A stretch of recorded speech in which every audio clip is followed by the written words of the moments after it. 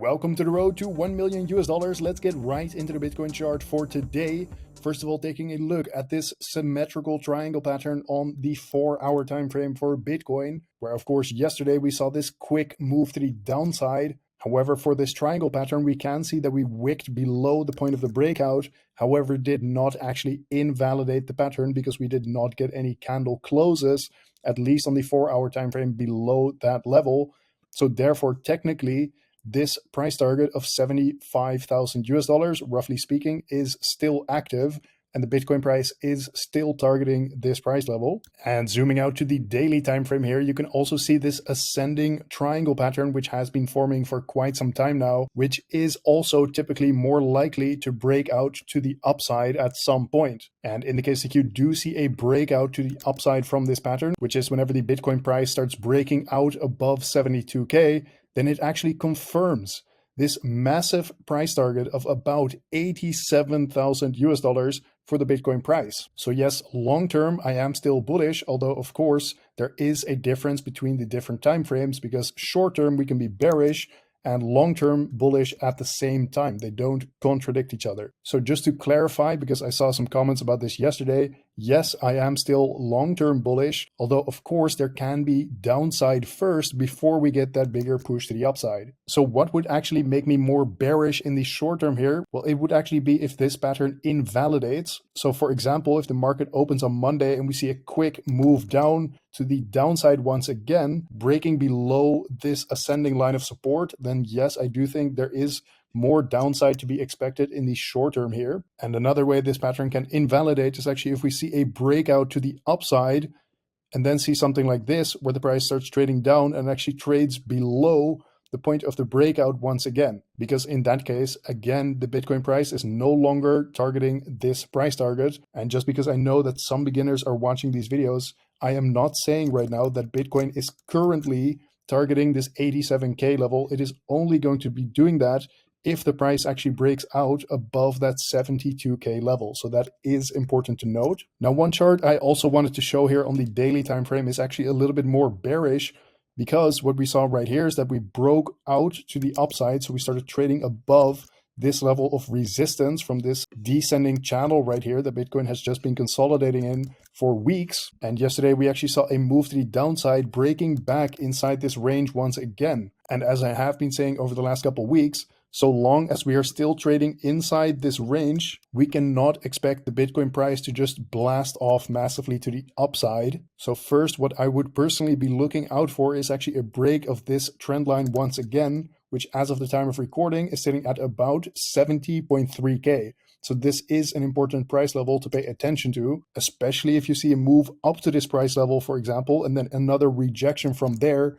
Then yes, we can be expecting more downside in the short term here. Now zooming into the 4-hour time frame, Bitcoin is right now trading in this big level of support, sitting from 70,000 all the way down to 68.5K, where we exactly caught some support in the short term here. So for now, we're just trading sideways in this level of support. So if we think about the next week here, what you really need to be paying attention to is if Bitcoin actually holds this as a level of support, because if you see a further move to the downside here, likely Bitcoin would be pointing towards this 67.2K level. And that actually also aligns perfectly with the 0.618 Fibonacci level sitting at 67.2K as well. In terms of Fibonacci resistance, by the way, just to cover that immediately, you also have the 0.786 Fibonacci level sitting at 70.1K. So that is a level to pay attention to if you see the Bitcoin price trading to the upside on Monday. Although getting back to this chart, if we do fall below that 67.2K level, then the next level of support below that is actually the 66, all the way down to 65,000 US dollar level of support. But I do think that is about it for the bearish scenarios for now. Either way, if we do trade to the upside from here, there is some short-term resistance right here at 70.5K. And then above that, we have this big level of resistance sitting from 71 all the way up to 73,000 US dollars. And taking a look at these Bitcoin liquidation heat maps for today, for example, on the 1 month time frame, it is pretty clear that most of the liquidity right now is sitting to the upside. And that is actually another reason why I do think a move to the upside is still completely possible, even though that move to the downside we saw yesterday was pretty bearish. But of course, at the same time, we have to consider this liquidity to the downside sitting as low as 64.2K. So potentially we could be seeing another move like we saw recently over and over again, where we're first sweeping one level of liquidity, for example, to the upside, and then the liquidity to the downside. So that is something to look out for next week. For example, if you see a quick move to the upside, taking out this level of liquidity, that it might be a good idea to consider taking some profits and managing your risk if you are in a leverage long position at that time. But of course, this is not financial advice. I'm simply telling you what I see in the charts, and you can do with that information what you like. So now taking a look at the Bitcoin ETF flow tables, what we saw on Friday is actually a net inflow of about $130 million. And again, another big inflow into the BlackRock Bitcoin ETF. While the other ETFs didn't really do too much. So there isn't too much to say about these inflows from yesterday. Of course, the Bitcoin ETFs are not trading inside the weekend, so therefore there are no new inflows or outflows. However, I will take a look at this again on Tuesday when we have new data coming in for these Bitcoin ETFs.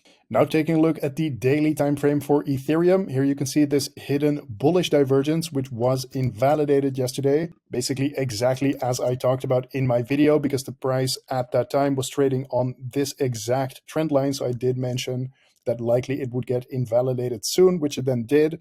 And of course, once we broke the trend line, then more downside was to be expected. So we saw that quick move to the downside, and now Ethereum is still just ranging between this 0.786 Fibonacci level at $4,000 and this 0.618 Fibonacci level sitting at 3330. So these are two big price levels to pay attention to over the next couple days and weeks or so. Because, for example, a break above this level could be indicating that we are seeing more bullish momentum after that. And if we break below this level, it could indicate that we are seeing more bearish momentum after that. Although for now, I do want to mention that Ethereum, after breaking out of this falling wedge pattern, which by the way, I did call out even ahead of time before this even broke out. Either way, Ethereum then got a massive pump to the upside, reaching this first take profit level.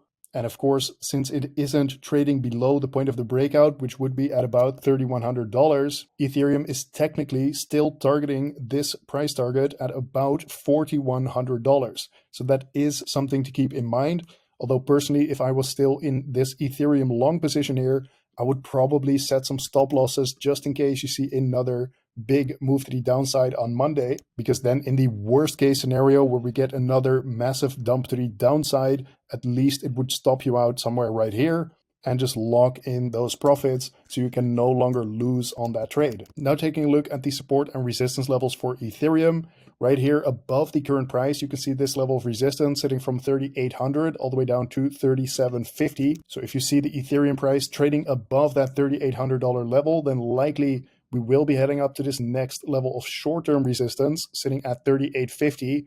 And then above that, this next level sitting at 3,920. However, if you do see the Ethereum price trading below that 3,650 level, which is an important level to hold, then likely it would be pointing towards this next big level of support sitting from 3,520 all the way down to 3,420 for the price of Ethereum. Now taking a look at Solana on the 4-hour time frame, where on my video 2 days ago, I was talking about this consolidation right here between the 0.618 Fibonacci level sitting at $174 and this short-term level of support sitting at 172, saying that if we saw a break below, then likely we would be seeing more bearish momentum soon.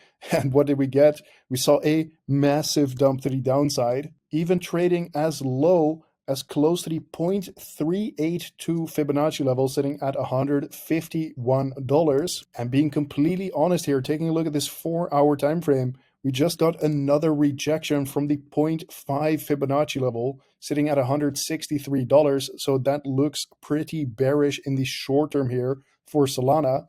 Although again, I do want to reiterate that long term, yes, I am still bullish on Solana, but there is a difference between the short term and long term timeframes, because short term I can be bearish and long term I can be bullish on Solana. And those, again, do not contradict each other. Now, one of the reasons why I actually flipped bearish in the short term on Solana here is because of this trend line that I was talking about in my recent videos, saying that if we broke below this, then likely we would be seeing more bearish momentum soon. And of course, I'm not just saying that. For example, right here, you can see this short that I took, opening it below that trend line at 167.5 and closing it at that level of support at $160, leading to this nice 38% gain.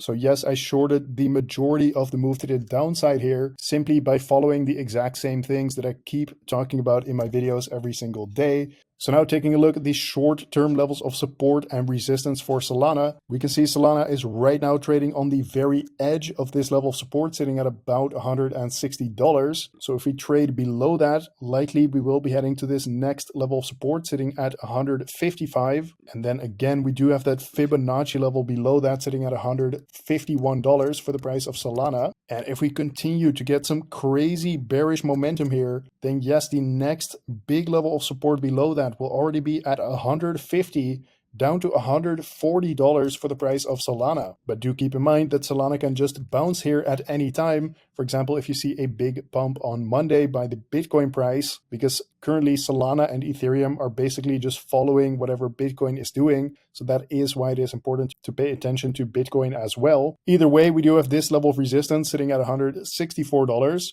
With right below that, the Fibonacci level sitting at $163. But then above that, we have this big level of resistance sitting from $167 all the way up to $171 for the price of Solana. So those are the key price levels to pay attention to right now.